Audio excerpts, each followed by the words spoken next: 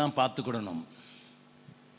அவர் மனசில் சொல்லுவார், விட்டுட்டு போயிடாதீர்மையா, கூட சீதனத்தையும் அனுப்பி வச்சிடும்.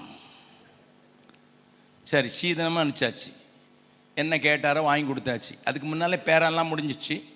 அதெல்லாம் முடிஞ்சு வாங்கி கொடுத்த பிறகு அங்கே போனவர் வீட்டில் போனவுடனே, உங்கள் அப்பா வீட்டிலேருந்து என்னடி கொண்டு வந்த? நல்லா கவனிங்க. உடனே இந்த அம்மா, எப்படிப்பட்ட ஆளை பார்த்துருக்கீங்க, இவன் எந்த நேரம் கேட்டுக்கிட்டே இருக்கான்.